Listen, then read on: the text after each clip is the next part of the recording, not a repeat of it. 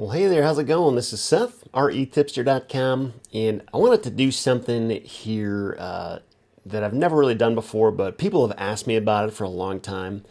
And basically what I want to do is take you through a recent land deal that I did, closed on the sale of it just a couple months ago. Basically, I just want to show you, I guess, what I'm calling the anatomy of a land deal, so that you can see really what went into this entire process of selecting a county, finding a property, purchasing it, closing on it, marketing it, selling it, and essentially taking a relatively small investment and getting a fairly large return on that, and just really everything that went into that process. And I've always kind of known that this would be helpful for people, but the reason it's taken me so long to do it is because this kind of video and blog post takes a ton of time to do. I mean, a ton of time, because I literally have to follow every single detail from start to finish and carefully take notes and just hash out all the details as it happens. So this took me like the better part of a year to get all this information in one place so I could put this together. And so anyway, but hopefully now that I finally have this, I hope this benefits somebody. So if you're interested in the land business, if you're already in the land business, if you're just curious what one scenario can look like, this will kind of open your mind and help you realize how maybe it is more feasible than you thought. This is one way to go about completing a deal. There's really a lot that goes into this process, and this video will probably be longer than most videos I do because I'm really going to peel everything apart and show you as much as I possibly can so that it all makes sense. So just so you know, this is going to be a longer one. If you want to stick with me, I think you'll get value out of it. But to start with, I'll just sort of begin by explaining how I decided on which market to start pursuing deals in. The state that I decided to work in a little over a year ago and really explore a little bit more than I ever had before is New Mexico. And I had never worked in New Mexico. To this day, I've never been to New Mexico. But the reason why I was looking at that state is because it's in the southwest U.S., which is a place I haven't really done a ton of work, but I've always heard from lots of people who are doing lots of deals there and doing really well. And I kind of wanted to just see, have I been missing something all these years? What is it about that part of the U.S. that everybody seems to love so much? So I just wanted to kind of give it a whirl and see what happened. So that's why I landed in that particular state. And in terms of deciding which county to work in, I actually went through a fairly painstaking process of evaluating 17 different counties in New Mexico and really looking at all of them from a number of different angles. Some of the criteria that I use is actually detailed in a blog post I put out there a little over a year and a half or so ago. Let's see if I can find it here. And the blog post really just lays out a lot of the basics that I look for when I'm trying to decide on a new market to look for land deals in. And I wouldn't say this is all-inclusive, but a lot of the basics are included in this blog post. Essentially what it boils down to is there's several things that are important to me, but not all of them are critical. So in terms of the things that I consider to be an absolute must before I start pursuing any particular market is, first of all, I have to know that the data that I have access to is current, within the past 30 days or so. If I'm using data either for my direct mail campaigns or for my property research, and that data is well over a month old, then I kind of don't trust it that much, not to the point where I'm willing to spend hundreds or thousands on direct mail, not knowing if they're actually going to be going to the right places. So that's why it's really important for me to have good, accurate data. And in cases when I'm getting a delinquent tax list from the county treasurer, it's usually about as current as it's ever going to get because it's literally coming right from their system and it doesn't really get more current than that. However, in this case, I was actually pulling my list from Agent Pro 24/7, which is a data service I've used for a lot of years now. And they actually have a tool in their system that allows you to see when the data was last updated in their system.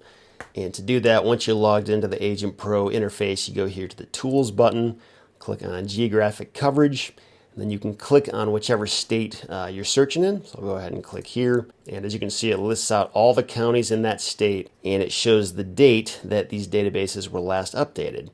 And I'm recording this video as of January 31, 2018, and this just kind of shows you how recently all those databases were refreshed. And as you can see, some of them are actually kind of old, and some of them don't even exist in their system. So if you're dealing with one of those counties where the data is not current, you definitely want to know that before you just start pulling the information and assuming it's correct. Most of them are pretty recent. As you can see, most of these are within the past 30 days, but some of them are not. So that's one thing that I consider to be critical. I'm not going to work in a county if I know the data is old. And I believe you can do this same kind of cross-checking thing if you're using RealQuest Pro. They also allow you to see how current the data is in whatever county you're pulling a list in. So if you're using that system, that's also an option. But anyway, of the 17 counties I looked at all of them on here to make sure the data was current. Something else that's really, really important to me is to verify that that county has a good, accurate, and free GIS mapping database on their website.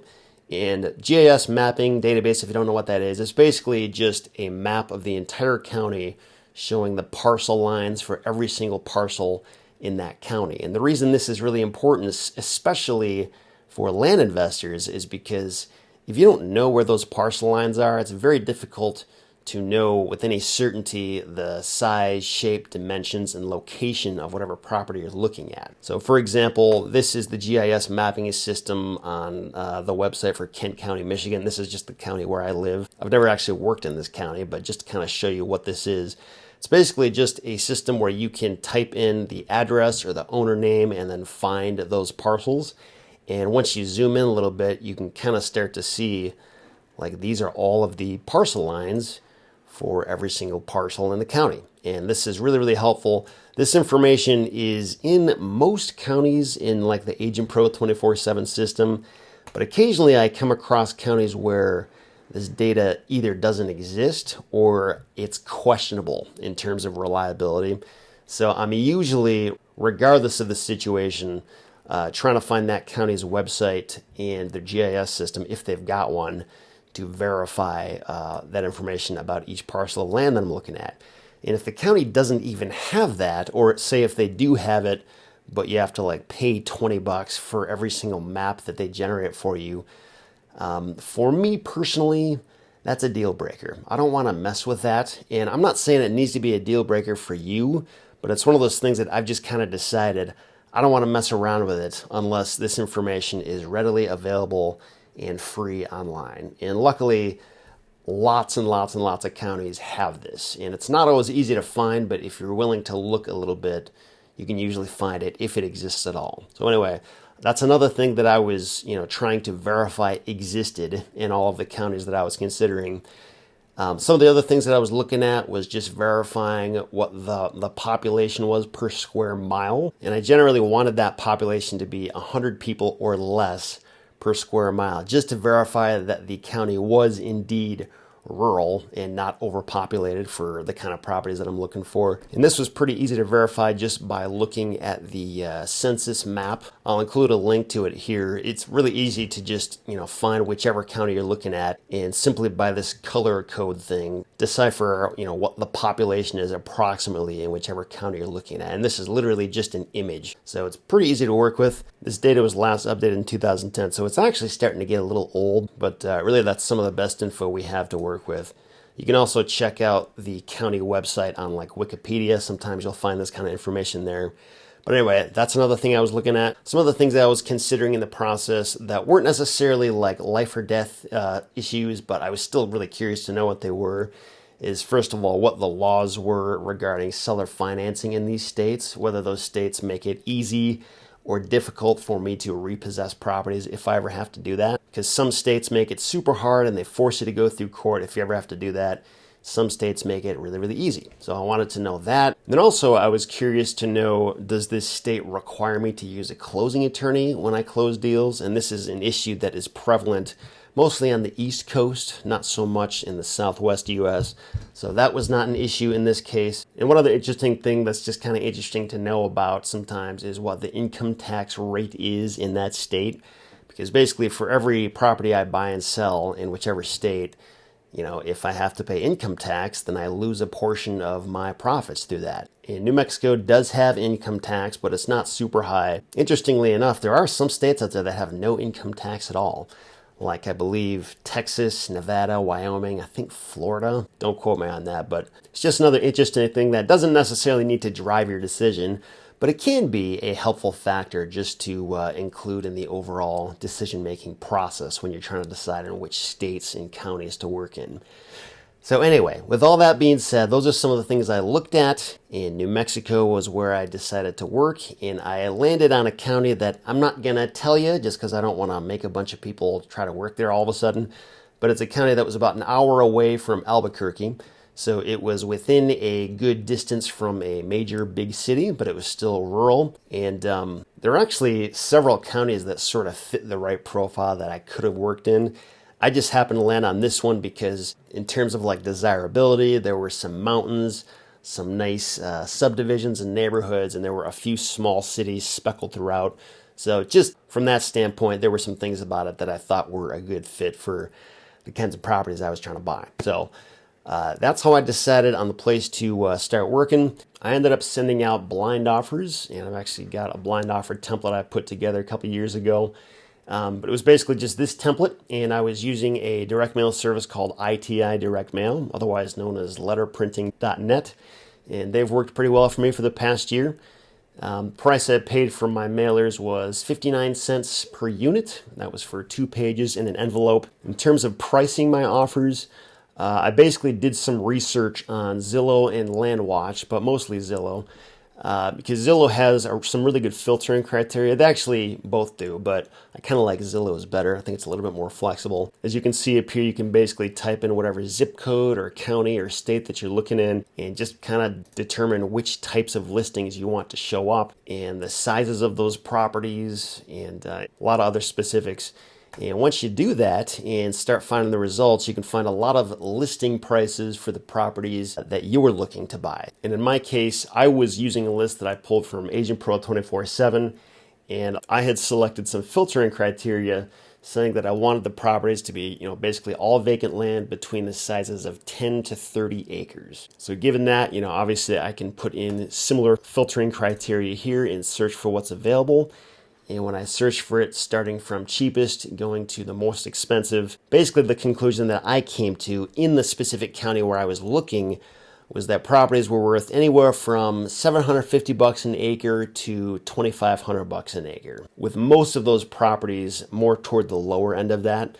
So I basically just did some averaging and decided that, okay, market values are $1,000 an acre. Like that was kind of the number that I brought it all into. And again, the reason I do it like that is because unlike, most houses and other types of properties out there, sales comps generally just don't exist, or they're not plentiful enough to draw any reliable conclusions from.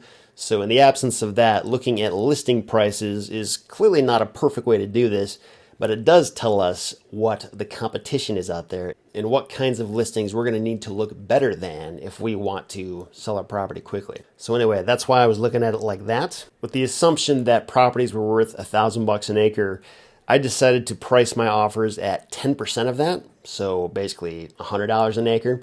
So if a property was 20 acres in size, my offer to them would be about $2,000, and then I pay all closing costs and any back due taxes and all that stuff. And I essentially sent out 898 offers like that to people in this county that had those types of properties in those size ranges. And something that ended up working in my situation to my benefit was that there was a subdivision in this county that was huge, like hundreds and hundreds of properties. And each one of these properties were like at least 20 acres in size, if not larger. And the subdivision was developed about a decade or so earlier, like before I sent this campaign. And these lots were developed with the intent of them being used to build luxury homes on them. So like houses that were worth $1 million and up. So they were really, really nice lots with all the utilities going to them. They were pretty much ready to rock. And all of these lots had been sold to the original purchasers at prices that ranged from like $60,000 to $80,000 per lot. In some cases, even more than that. So really, the people that own these lots paid kind of a lot for them. However, this was over 10 years ago, And this particular homeowners association that these properties were in had some fairly expensive rates that they charged every single year, and property taxes and annual costs to pay for shared wells to each one of these lots. So really just to like own a vacant lot with nothing on it in this subdivision, would usually cost anywhere from $1,500 to $2,000 per year just to own it. So it's kind of expensive to own lots in this neighborhood. And normally when I see any kind of homeowners association, like I just run the opposite way. Like I don't want to be involved with something that's expensive to own like that. And there's just a lot of red tape involved when there are HOAs. So normally I would not do this. Like I'd say 95% of the time I wouldn't be interested. But the fact that I sent out offers for these properties for like $2,000, and there were 6 people that said yes to my offers.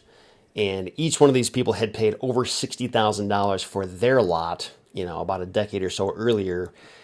That gave me kind of a huge profit margin, potentially, to play with. I didn't really know for sure what these properties would sell for, but I knew that in this subdivision, the cheapest comparable listing that was out there was $50,000. And again, I was getting 6 of them for $2,000-ish a piece.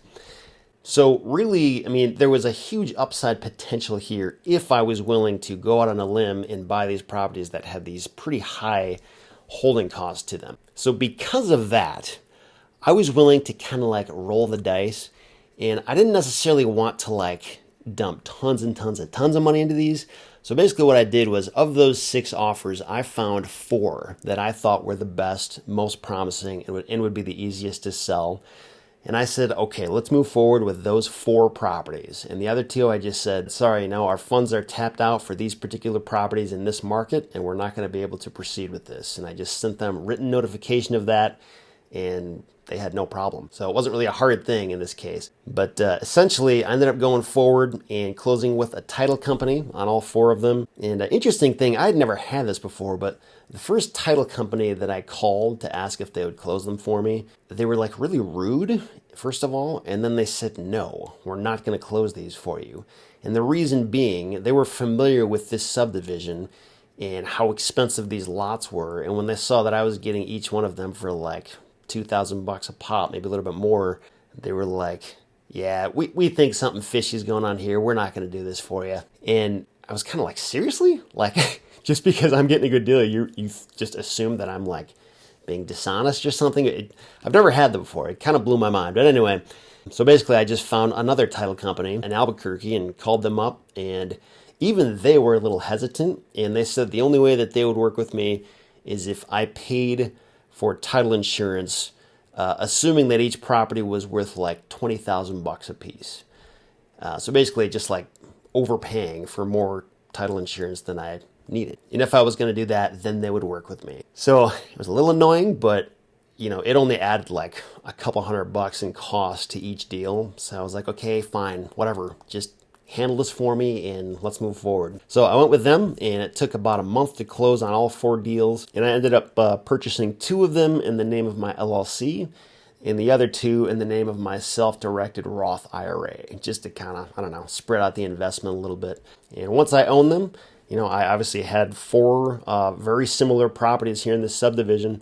First thing I did was I found a professional photographer and videographer on Craigslist and paid them $800, which is kind of a lot. I don't think I've ever paid that much for a photographer before, but they were getting really high quality images and videos of all 4 properties that were all situated right by each other. So I kind of rationalized that it was worth it because it would kind of handle that marketing aspect of it for all 4 properties. And they went there, got me the footage and the pictures I needed. And then I put together listings for all 4 properties on my selling site, which frankly doesn't get a ton of traffic. Its functional purpose at this point is when I want to send a link to a specific listing that I've put together and I can control how it looks with video and pictures and all that. I typically use that as the thing that I send out to somebody when I want to say, hey, look at this property I have for sale. I don't use like a Craigslist link or a Zillow link because I can't really control a lot about how those listings look. So anyway, I put together listings for all 4 properties on my selling site that I knew, for the most part, the masses out there probably wouldn't ever see it. And then when it came to like the public listing sites like Craigslist and Zillow, I didn't want to flood the market with lots of property all of a sudden in the same subdivision. So basically what I did was I picked one property of those four that I wanted to sell, and then I left the other three sort of off the market. And I took this one property, put it on Zillow, put it on Craigslist, put it on LandWatch, put it on Land and Farm. I even paid $349 for a MLS listing through a site called Fizber, where basically a local real estate agent would kind of just take over and put my listing on their MLS platform. And they wouldn't really provide any customer service. They would essentially just forward any questions or emails that they got directly to me, and then I would respond to that. And I had never actually done this through Fizber before. This was my first time giving this a shot. And to be honest, in my situation, I found it to mostly be a complete waste of money, because any leads that I would have gotten from them came through Zillow, which I would have gotten anyway if I was just listing it myself on Zillow. So it's kind of just like a waste of money. I'm not sure I'm ever going to do that again. And then also for the other paid listings I put out there, including a paid listing in the local newspaper as well, I got 0 calls on any of those, like just totally money down the drain. So essentially, my paid listings did not generate like anything in this entire process. As per usual, most of the traction that I got came through my Craigslist ads and my Zillow ad, and some other unique marketing techniques that I'll get to in a minute. But essentially, this property was kind of hard to sell. Like even after everything I had done, after a couple of months of a good hard marketing push, like I couldn't get anybody down the line that really wanted to buy it and would follow up until the end. It was pretty much all just like tire kickers. And it was kind of starting to get like a little discouraging and kind of annoying, because usually I'm able to sell properties a lot faster than that, and this particular market just seemed to be like super slow. There just wasn't a huge demand for land in this particular area that I was working, at least not the particular types of properties I was trying to sell. So after going through the motions for a number of months and basically just posting listings online, clicking buttons, refreshing, renewing, just trying to make sure the information was out there, I decided to take a little bit of a new approach that I haven't done a ton of in the past. I've done a little bit, but not a lot. One of the ideas was from my friend Carl James, who basically will call up local builders and try to match them up with properties that they're looking for. And I essentially did that. I emailed the president of the homeowners association and just asked him, hey, do you know of any local builders that have built properties in this subdivision before? If so, can you let me know how to get a hold of them? And he gave me the name of 2 different local builders. I contacted both of them and said, hey, these properties are listed for $49,000 or more. And I sent them links to all 4 of my listings on my selling website. And I basically had each one of these listings priced pretty high, like higher than I think they would actually sell at. But the idea I was trying to go after was, hey, let's make these properties look as valuable as we feasibly can, so that these builders will see, hey, these properties are listed at 49, 59, 69, and 79,000.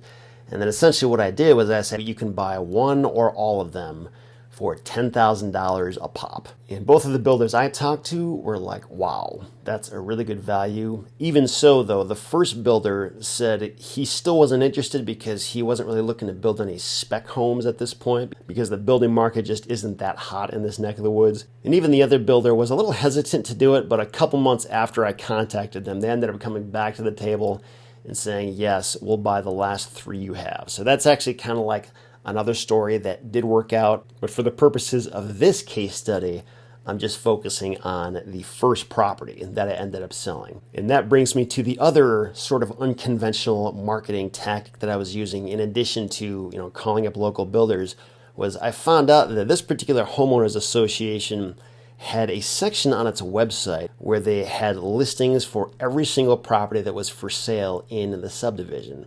And the reason this was kind of helpful and significant is because anybody who had a property for sale in that subdivision could simply email their Zillow link or their seller website link or their Redfin link or whatever it is. They could email it to the homeowners association, and they would include those links in just a big long list on this section of their site. And the reason this was helpful is because if somebody was looking to buy land or a property in this subdivision, normally they'd have to check like 10 different websites to see all of the listings that are out there and know that they're seeing pretty much all of them. But if they just went to this section on the website where everybody could email in their links, they could see everything in one place. So once I figured this out, obviously I sent them my link and said, here's the one property I have for sale on the market right now.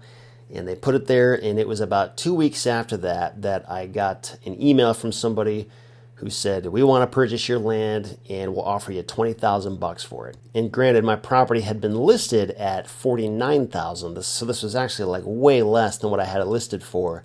But the beauty of it is, since I only had a few $1,000s invested in this property to begin with, $20,000 was a huge return on what I had invested in it, which really kind of underscores the importance of making sure your offers are very, very, very, very low, like mine were in this case. Because even if you end up being wrong about what you're eventually going to sell it for, if your offer is low enough and you get it at that price, it really just gives you this huge buffer of protection so that no matter what, like, you're always going to make money on it. In this case, just by selling this one lot, it covered all of my investment into all 4 properties and then a lot more on top of that.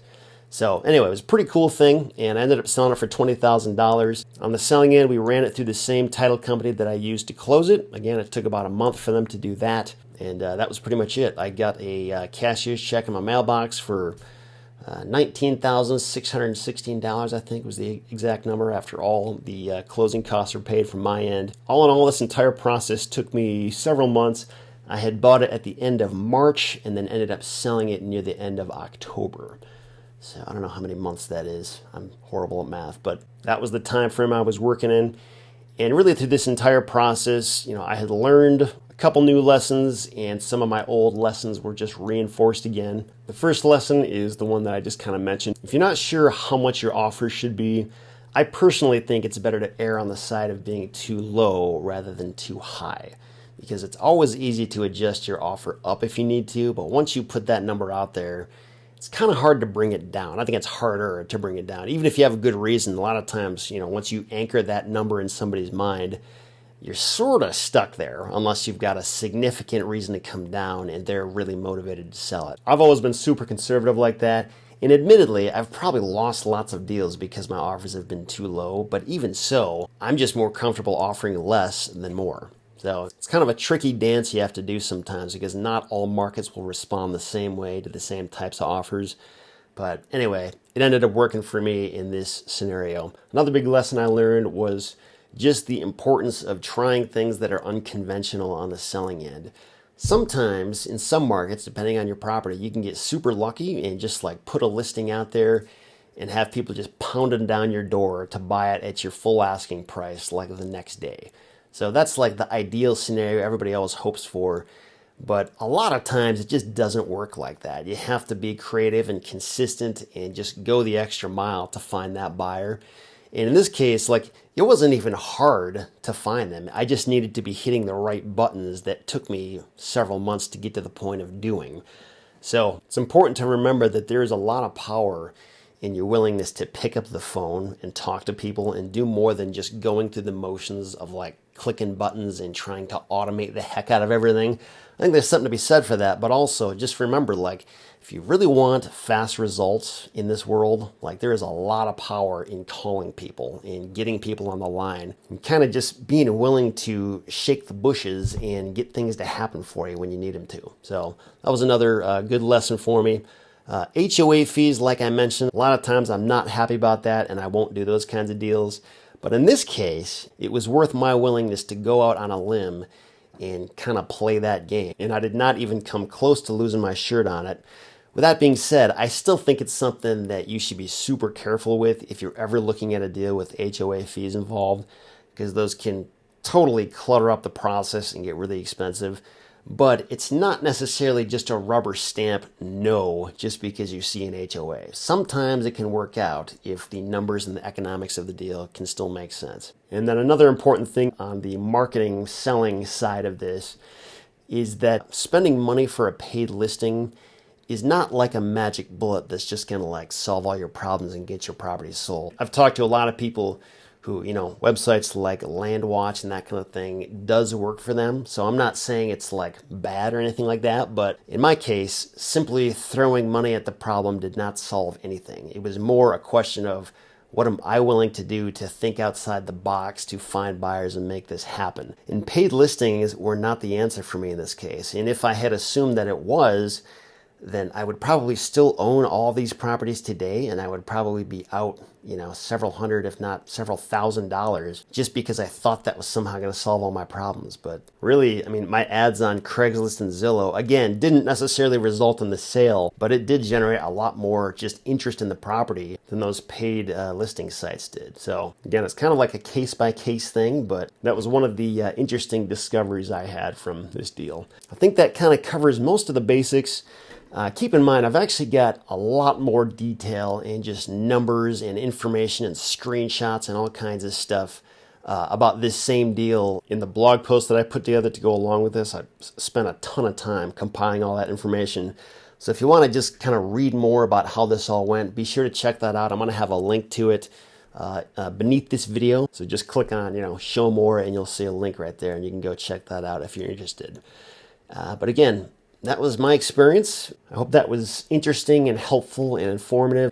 Every deal is different on some level. There are so many different aspects that go into the entire process, from getting your list to sorting it to what you say in your direct mail campaign to how you price your offers to how you market the property and just the market in general that you're working in. All those things can have a huge impact on how this whole process goes. But those are the things that I did, and that's kind of how it worked out for me.